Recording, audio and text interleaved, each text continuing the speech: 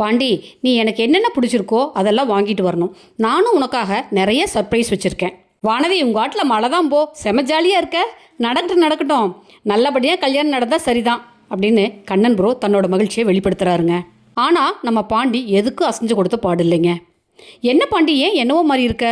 அதெல்லாம் ஒன்றும் இல்லை வானதி. என்ன கலர் புடவை கட்டட்டும் சொல்லு பாண்டின்னு வானதி பாண்டியை போட்டு பாடாப்படுத்துகிறாங்க. சரி பாண்டி, நான் கிளம்புறேன், நீங்கள் எல்லோரும் சீக்கிரமாக வாங்க, வரட்டுமா, பாய் அப்படின்னு சொல்லிட்டு வானதி கிளம்புறாங்க. பாண்டி மனசை போட்டு குழப்பிக்கிறாருங்க. ஏன்னா நம்ம வானதி பேசுனது அப்படி. நமக்கு மூத்தவர் சேரனன்னா இருக்கார், அவருக்கே இன்னும் கல்யாணம் ஆகலை. அதுக்குள்ளே நாம் அவசரப்பட்டா எப்படி? அண்ணன் நம்மளை பற்றி என்ன நினைக்கும் அப்படின்னு பாண்டிக்கு ஒரே யோசனையாகவே இருக்குதுங்க. சரி, இந்த பொண்ணு பார்க்குற நிப்பாட்டிடலாமா? நிப்பாட்டினா வானதி வேற ஆகாயத்துக்கு பூமிக்குமா குதிப்பா. எப்படி அவளை சமாதானப்படுத்துறது அப்படின்னு பாண்டி மண்டையை போட்டு உடச்சிக்கிறாருங்க. நம்ம பல்லவன் காயுவை கூட்டிகிட்டு வெளியே போகிறான். பல்லவன் போகிற நேரம் அந்த இடத்துல பார்த்தா சோழன் கையில் கார் சாவியை சுற்றிக்கிட்டு சும்மா ஹீரோ கணக்காக ஃபோனை பார்த்துட்டே நடந்து வராருங்க. ஆனால் சோழன் பல்லவனையோ காயத்ரியோ பார்க்கல. அவர் பாட்டுக்கு ஃபோனை பார்த்துட்டே போகிறாரு. ஆனால் நம்ம பல்லவனுக்கு அடி வயிற்றில் புளியை கரைக்குதுங்க. காயத்ரி, எப்போவுமே நான் வெளியே போகிறதா இருந்தால் அண்ணங்கிட்ட சொல்லிட்டு வந்துடுவேன். ஆனால் இன்றைக்கி உங்கூட வந்ததால் அண்ணங்கிட்ட சொல்ல முடியல. அதனால் ஒரே படபடப்பாக இருக்குன்னு பல்லவன் சொல்கிறாருங்க.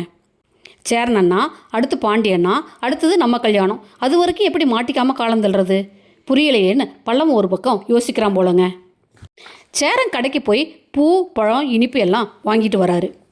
ஏண்டா சோழா, நான் கடைக்கு போகும்போது கண்ணாடி முன்னாடி போய் நின்னேன், இன்னுமா தலை வாடுற?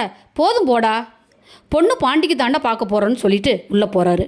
அண்ணே, நீ வேற கண்ணு வைக்காதண்ணே, நம்ம பாண்டிக்கு தான் பொண்ணு பார்க்க போகிறோம் இல்லைங்களே, ஆனால் மாப்பிள்ளையோட அண்ணன் ஒரு கெத்து வேண்டாமா அப்படின்னு சோழன் சொல்லிட்டு திரும்பவும் அந்த தலையவே 51வது தடவையாக சீவராருங்க.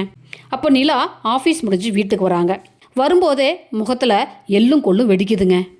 வாப்பா நிலா, உள்ளே போய் ரெடி ஆகிட்டு வா, நான் டீ போட்டு தரேன்னு சேரன் சொல்ல, அண்ணா எனக்கு கொஞ்சம் சோழன்கிட்ட தனியாக பேசணும். அப்படியாப்பா, உள்ளே போய் பேசு அப்படின்னு சேரன் சொல்கிறாருங்க.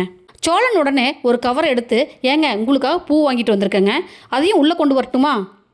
வாங்க அப்படின்னு நிலா சொல்லிட்டு ரூமுக்குள்ளே போக, சோழன், அண்ணே நான் சொன்னேன்ல நிலா மனசு மாறிடுவா, என்னை ஏற்றுக்குவான்னு சொன்னேன்ல, பாத்தியா இப்போவே அது கொஞ்சம் கொஞ்சமாக நடக்க ஆரம்பிச்சிருச்சு அப்படின்னு சொல்லிட்டு சோழன் கலர் கலராக கனவு கண்டுட்டு உள்ளே போக அங்கே பூகம்பமே வெடிக்குதுங்க.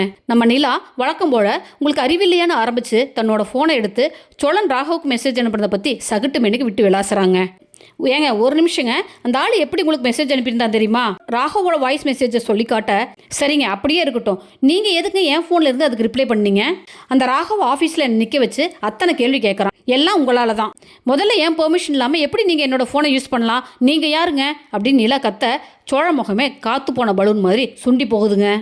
ஆனாலும் இந்த நிலாவுக்கு ரொம்ப தாங்க லொல்லு. அவங்களுக்கு ஒரு பிரச்சனைனா ரத்தம் வர மாதிரி அடிச்சிங்களான்னு கேட்குறது, இல்லைன்னா சோழனை அவமானப்படுத்துறது, இதே வேலையாக போச்சுங்க நம்ம நிலாவுக்கு. நிலா கத்துற சத்தம் கேட்டு சேரன் கிச்சன்லேருந்து வராருங்க. நிலா ரூம் கதவை தட்ட நிலா கதவை திறந்துட்டு வெளியே வராங்க. என்னம்மா, என்ன பிரச்சனை? ஏன் அவனை சத்தம் போடுறப்பா? உங்கள் அருமை தம்பி என்ன பண்ணி வச்சிருக்காரு தெரியுமா? என்னோட ஃபோனை எடுத்து ராகவை கண்டபடி திட்டி மெசேஜ் அனுப்பியிருக்காரு. அப்படி இல்லாண்ணே, ராகவ் அனுப்பின மெசேஜை பற்றி சோழன் சொல்ல, இருக்கட்டும் சோழா, நீ நிலா ஃபோனை எடுத்து எதுக்கு மெசேஜ் பண்ணன? அது மட்டும் இல்லைன்னா நான் பார்த்துருவேன்னு அனுப்பின மெசேஜையும் டெலீட் பண்ணிட்டாரு. அந்த ராகவ் என்னை எவ்வளோ கேவலமாக திட்டினார் தெரியுமா? இங்கே பாருங்கன்னா, பாண்டிக்கு கல்யாணம் ஆனால் வானதி வந்துடுவா, உங்களுக்கு கல்யாணம் ஆனால் சந்தாவும் வந்துடுவாங்க, அப்புறம் உங்கள் தம்பிக்கும் இந்த வீட்டுக்கும் ஒரு பெரிய கும்பிடு போட்டுட்டு நான் பாட்டுக்கு போயிட்டே இருப்பேன்னு நிலா கோபத்தில் கொப்பளிக்கிறாங்க. நம்ம சோழன் ரொம்ப வெக்ஸ் ஆகி சேரனை பார்க்குறாருங்க. சேர முகமும் ரொம்ப வாடி போயிடுதுங்க. நிலாவுக்கு கோபம் வந்தால் கண்டபடி சோழனை திட்டுறாங்க. ஆனால் நம்ம சோழனுக்கு கோபமே வரக்கூடாதுங்க. அதுதாங்க நிலாவோட பாலிசி. நம்ம சோழனை நிலா ஒரு துரும்புக்கு கூட மதிக்கிறதே இல்லைங்க. நீங்கள் என்ன சொல்கிறீங்க ஃப்ரெண்ட்ஸ்?